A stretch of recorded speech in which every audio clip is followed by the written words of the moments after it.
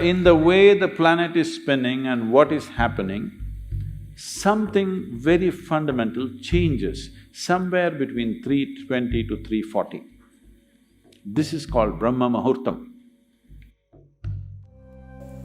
If you go to bed at the right time, you don't have to look at your watch. You will always know when it is 3:40.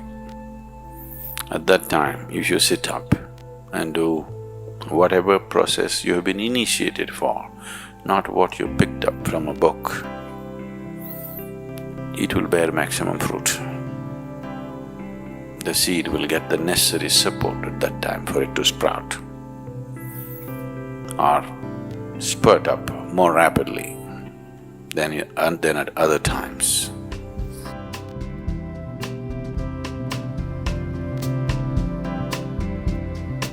Human system functions in a certain way. It is a possibility. So, there has been an awareness about making use of this possibility. Your life is a product of many things that we call as the universe, many things that we call as existence. So we are a consequence of a certain phenomenal happening that we call as cosmos. We are not an individual existence. So when you get in sync, certain things will happen. You know, there's a cicadas in where we are in Tennessee, the US ashram, they wake up once in 17 years. Can you beat it? They know it is 17 years and they come awake and they breed and they go back to sleep. They're keeping time once in 17 years, no alarm bell anywhere. Well, how is this? I'm saying they're in sync with nature. We have lost sync within nature and we think that is our nature. No. All the many ailments, many problems that human beings are suffering is simply because we have lost that awareness as to how to be in sync with the many forces which are making us who we are. So yoga is to bring that sync so that you are in rhythm with life. If you become in rhythm with life, you will also wake up somewhere just after 3 a.m.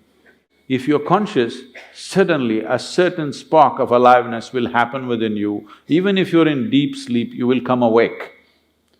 This must happen to you. This means you're falling in sync with it. You're falling in sync with life. So what should I do? Should I meditate? Should I do a kriya? Doesn't matter what. You must do a process for which you have been initiated for. Because initiation means you were not just taught a practice, it was introduced into your system, it was implanted in your system. So whatever, if there is a life seed within you, if you're awake at Brahmamuhurtam and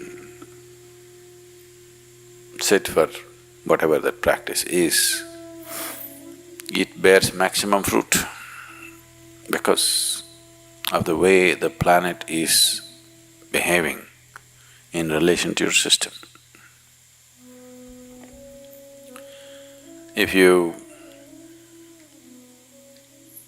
become aware in a certain way, a certain level of awareness is achieved within you, you will see, you will simply know when the time is. If you go to bed at the right time, you don't have to look at your watch. You will always know when it is 3:40 because the body will behave in a different way.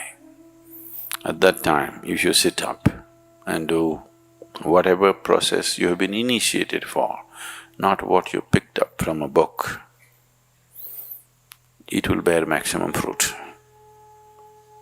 The seed will get the necessary support at that time for it to sprout or spurt up more rapidly than at other times. This is only for the initiated. If you're not initiated, you're a book yogi, then 340, 640, 740, not so much of a difference. Sandhya kalas are more important for such people. Sandhya means 20 minutes before sunrise, 20 minutes after sunrise, or 20 minutes before sunset and 20 minutes after sunset. The same goes for noon and midnight, but they're of a different nature. So these two twilights are better for the uninitiated. 340 is good for those who've been powerfully initiated.